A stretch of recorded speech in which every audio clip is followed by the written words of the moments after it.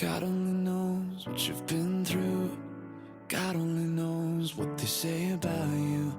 God only knows how it's killing you. But there's a kind of love that God only knows. God only knows what you've been through. God only knows what they say about you. But God only knows the real you. There's a kind of love that God only knows.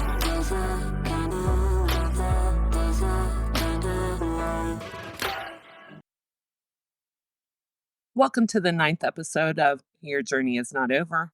My name is Tanya Pearson Randolph. This is my own personal journey. The expressions and opinions are of my own. I own all the rights to my personal journey, and to your journey is not over. Neither are to be used, copied, edited in any way without my consent. When I ended my last episode, I talked about my huge suitcase of trauma and loss that I was beginning to unpack. I will say that this is so freeing to accept it and embrace all of it and have an understanding of it now. There is no shame of being abused in any type of way. And how that concept even got started, I can't even begin to imagine. Generations of this always being passed down to the next generation. Some break the cycles and others repeat them. Before I leave this period of time, I do want to say I did get the chance to see my fourth grade teacher again when I was in high school. I was working at a restaurant with all kinds of other teenage girls from different schools, so it wasn't unusual to make friends and make plans to go out after work. This one girl I had worked with for a while, we had plans to go out after work, and she was like, "Follow me to my house so I can change clothes and we can go." I did just that. And this is how amazing God is. I walked in, and there stood my fourth grade teacher. I was in shock at first and then tears immediately after. I could not believe that after all of these years, that by the grace of God, I actually got to see her again. Let's just say she had the same reaction. I was no longer in my ugly duckling stage, and she couldn't believe how much I'd grown up and how much I had changed. Drastically, I might add. I had no idea that this was my friend's stepmom, and I felt so blessed that our paths got to cross once again. She was a wonderful, life changing, kind, caring, and nurturing teacher to me, and I never forgot her. Sadly, that would be the last time I would ever see her. She passed away at a young age, too young. And I do visit her grave from time to time, and I will always be grateful for the love and the kindness she gave me at a time I needed it the most. I call those people angels sent from God Himself. Who better to know what and who we need, and always at the perfect time? It has to be God. Please also know when you show love and kindness to a child of trauma or a child that suffers in silence like I did, that child will forever remember that and forever be grateful. The love and kindness of strangers have most definitely got me through my life. Around fifth grade, things were still the same. I was alone most of the time and still hardly no food. My grandma got her own house again, so that was great. I got to go stay with her on weekends and anytime school was out, as long as my mother wasn't mad at her. That was. It was nice. I had missed her and our time together and going to church. I got introduced to God in the church at 2 weeks old, and I'm so grateful for that every single day.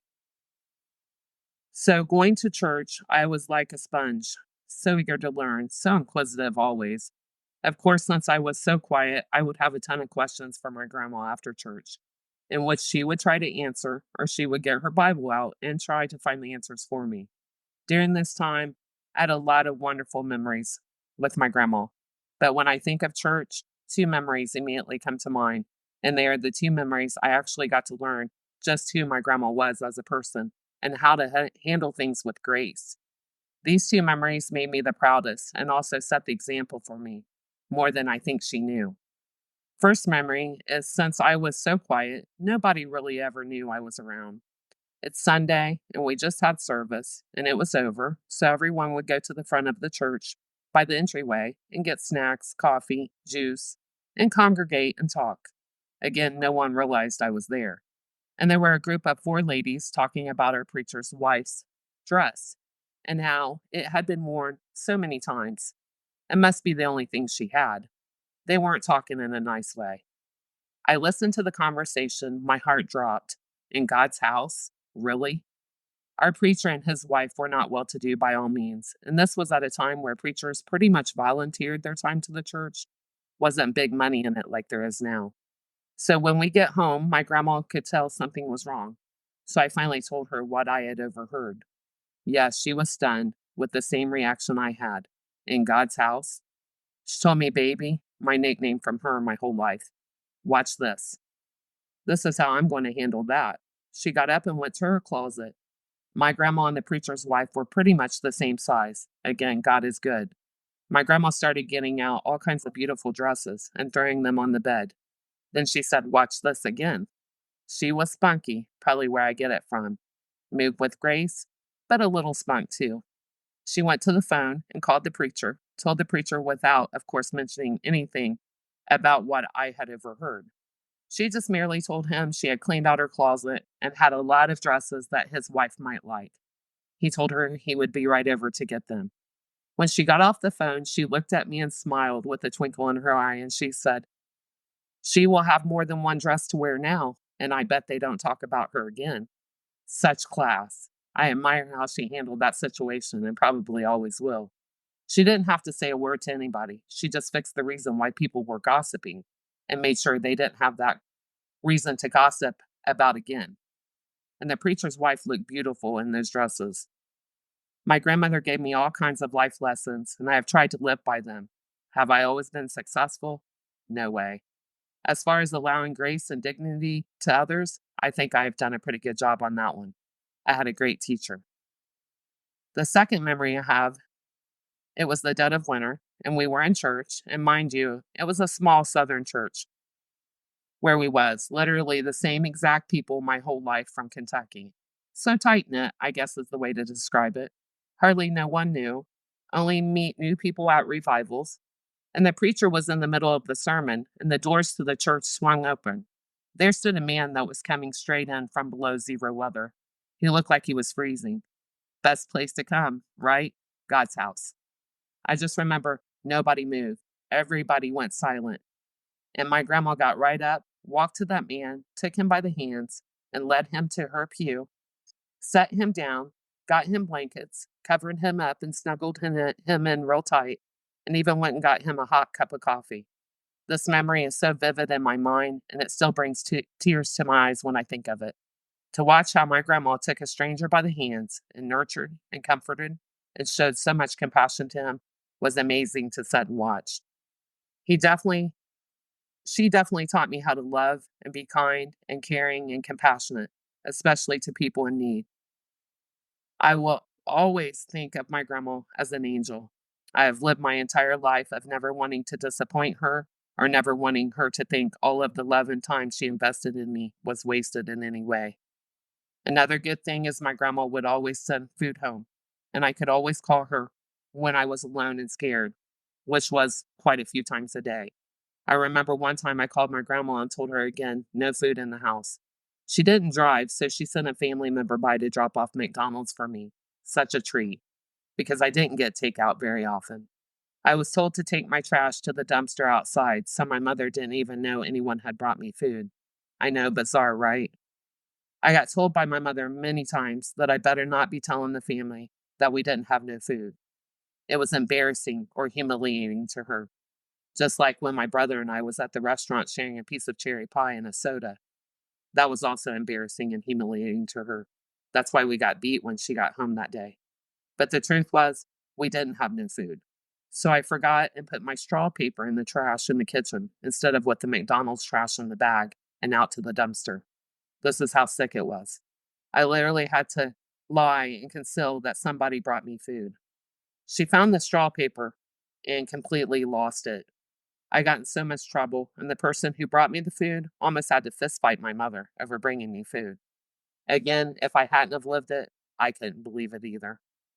That same family member would still bring me food every so often, and of course, make darn sure there were no repercussions or backlash from my mother, and that my mother never would find out. So she would sit there and watch me eat everything, and she would put every piece of trash in the McDonald's bag and take it with her. No room for error. I look back now, and truly that was a form of torture. I don't know and may never know what I ever did to be starved like that. And it also explains why I have a huge fear of going hungry and why I will feed anyone or anything, even strangers. I truly can't stand to see anyone hungry or in fear, again, because of my childhood trauma. That's all I felt as a child was hungry and scared, each and every day. I never want another human being to feel those same feelings. I am learning and exploring so much about myself every single day, and I'm learning that my love, my kindness, my empathy, and my compassion for others is because I give people what I never received as a child. I thank God every day for the love of people that I do have and for giving me a loving, kind heart even after everything I'd endured. We become what we allow our trauma to make us. And I can remember as a child being called weak or too soft, but my weakness got turned into love and compassion and empathy for others. And my trauma made me relatable and approachable. And I want to convey to everyone that unpacking trauma, yes, it's scary and it's emotional. And yes, you will feel emotions that maybe you never let yourself feel before. Like me, somehow I got through it and I compartmentalized it. And with the death of my husband and all of the loss, and of course, the loss of friends and my brother, it triggered my trauma from the past. Some trauma I never even knew I had. I truly hope that by speaking out that I can save someone, anyone from going to the depths of hell like I did April 6th. I know now, of course, I didn't know then. God would have never showed me all those hurtful things that I seen that night. When I say I watched every hurtful thing ever done to me, I truly mean it. And this went on for hours, not minutes. The devil was trying to wear me down, and I know he was standing there licking his lips and rubbing his hands together. He had been waiting for this moment my whole life and had me weak and broken. But guess what? I was still talking to God, so he never broke my faith. That's the one thing he can never take away from me. I want anyone to know that finds themselves there, which I pray with all of my heart, nobody ever has to experience that. But don't give up. Talk to God because I'm living proof that He will be right there to protect you and love you and shelter you from harm. And those horrible thoughts, or in my case, an entire movie, please be aware that is the devil trying to weaken you and break your will to live. God would never do anything to hurt you or put those horrible thoughts in your head. If you're aware of it and what is going on, then you can put on your armor and put on the love of God and fight it. Please don't ever give up on yourself and love yourself. You're worth it, no matter who you are, or where you come from, or what trauma or experiences you have had in life. Please know you are loved, you are worthy of love, you are good enough, and most important, you are God's child, and He loves all of us equally. Keep your faith and love yourself. When you start to heal and truly embrace all of the imperfections about your life, you truly will begin to realize what a survivor, an overcomer you are, and hopefully start to admire and love yourself for all that you have had to overcome and face. Give yourself the same love, kindness, and compassion that you would give a friend or a total stranger. And please give yourself credit. On the other side of this journey, you will find peace that you never could have imagined. Such a love for yourself and an acceptance, and also for others. And forgiveness, I'd actually had been denying to certain people. I had been denying it for myself for a lifetime. We as humans might bend and we might crumble, but we don't break. God didn't build us to break. So please keep your faith. Until next time, everyone have a great weekend, or as I like to say, make it a great weekend. I will see you all next Tuesday. Please join in. Until then, please always remember your journey is not over. God bless.